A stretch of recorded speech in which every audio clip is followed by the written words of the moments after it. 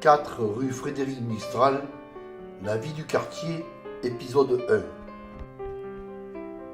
Je vais maintenant essayer de reconstituer l'environnement et la vie de notre quartier dans les années 50 et 60. En sortant par la porte de notre petite cour, nous avions en face de nous, de l'autre côté de la rue, la maison de Madame Marseille. C'était pour nous une mamie gentille, mais c'était aussi un redoutable espion qui racontait tous nos faits et gestes à maman. Elle comptait beaucoup sur maman pour l'assister lorsqu'elle était malade. Je me souviens certains soirs où maman qui nous disait « Chut, ne faites pas de bruit, je crois que Madame Marseille m'appelle ».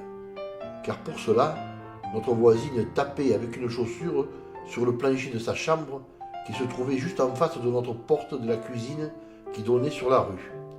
Et les bruits sourds finissaient par nous alerter. Maman se rendait alors chez elle pour lui porter secours. À droite de Madame Marseille, c'était la maison de Julie, une autre mamie, toujours de bonne humeur et espiègle.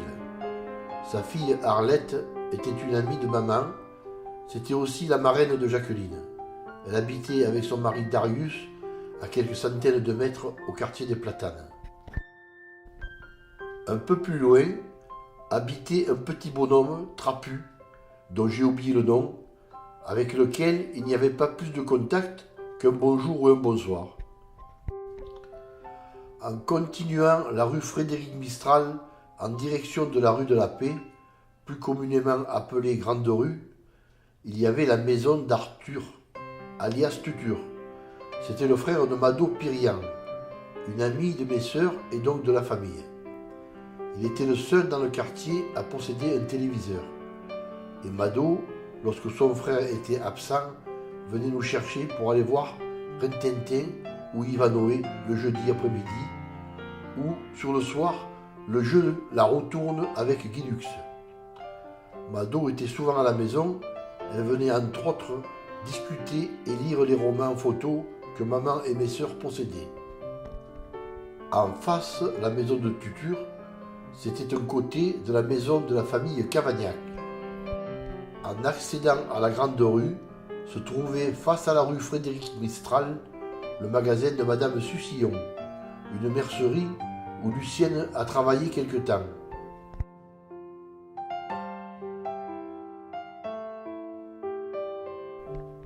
La rue de la Paix est une voie rectiligne qui traverse tout le haut du village, de la route de Saint-Blaise à l'est à la route de Mondragon à l'ouest.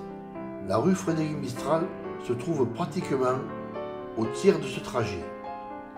En l'empruntant du côté droit par rapport à notre rue, se trouvait une multitude d'habitations et de commerces. Les plus proches, ceux que nous fréquentions le plus souvent, était l'atelier de coiffure de M. Cavagnac, lieu de rencontre de tous les hommes du quartier.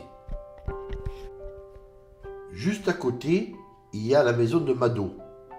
Je me souviens de ses parents d'origine arménienne, le papa qui disposait souvent devant sa fenêtre son charreton rempli au gré des saisons de légumes et de fruits locaux, qu'il cultivait et récoltait dans son potager situé dans le quartier des Jardins à un bon kilomètre de là.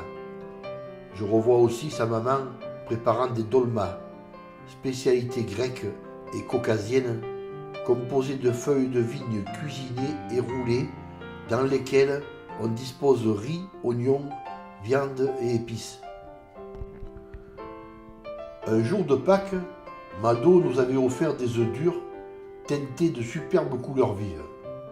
Elle les avait préparés en les faisant bouillir avec des produits naturels, jaune ou vert avec du curcuma, bleu avec du chou rouge, rose ou violet avec des betteraves rouges, brun avec du café noir, orange avec des pelures d'oignons. Un cadeau original qui nous avait beaucoup plu.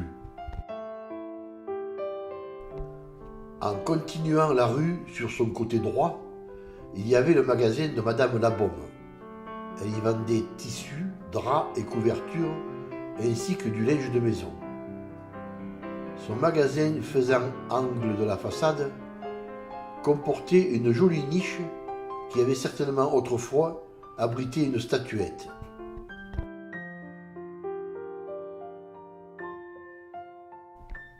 Dans le prolongement des façades, quelques-unes étaient richement ornées, comme celle-ci où a habité un certain temps notre docteur familial, M. Fontaine.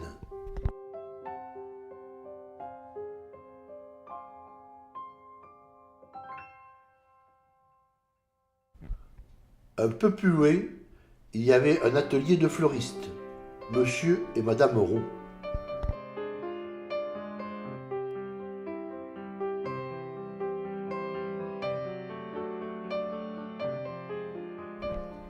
Ensuite, c'était l'atelier d'un pâtissier, la Marquisette, qui aujourd'hui est le seul commerce encore existant.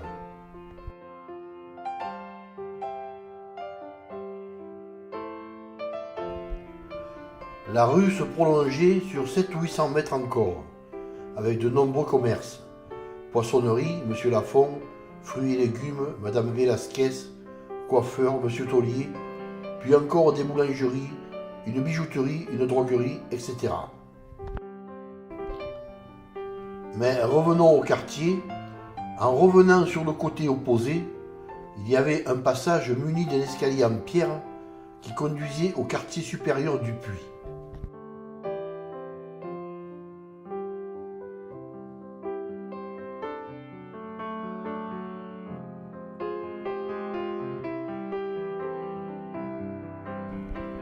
Ensuite se trouvait l'atelier d'un chapelier dont j'ai oublié le nom, ainsi que celui du vitrier et peintre décorateur.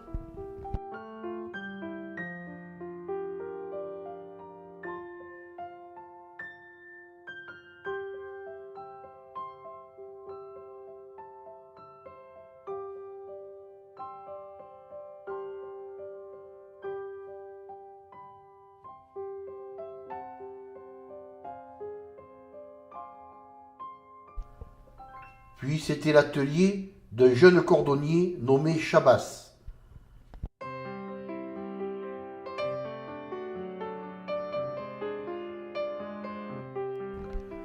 Ensuite, il y avait l'épicerie Ubassi, où maman se servait principalement.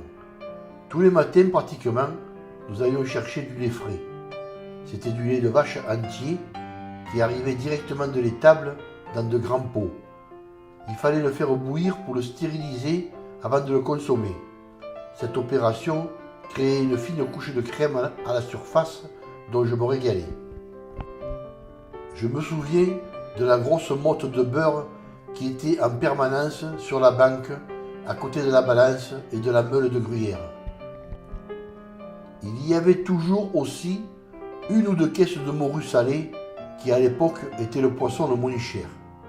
Aujourd'hui, ces morues, dont certaines avaient une épaisseur de 7 ou 8 cm, sont quasiment introuvables et valent une petite fortune. Juste après se trouvait la droguerie de M. Bresson, où on achetait, entre autres, le pavé de savon de Marseille, ainsi que les copeaux de la même matière qui faisaient usage de poudre à laver. Puis, il y avait le magasin de chaussures Patrignani, où on se servait également. Enfin, dans le coin, se trouvait le cabinet de notre homonyme, M. Marcelin, ma sœur kinésithérapeute atteinte de cécité, qui passait tous les jours devant la maison pour aller promener son chien et boire le café au bistrot d'Elvos au quartier des Platanes.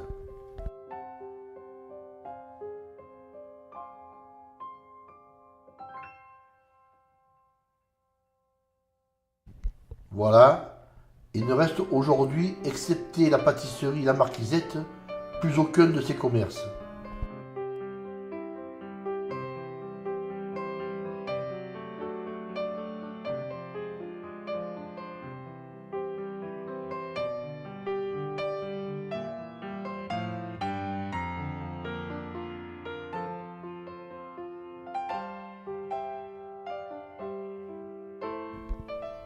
Au prochain épisode, nous verrons le côté gauche de la rue de la Paix.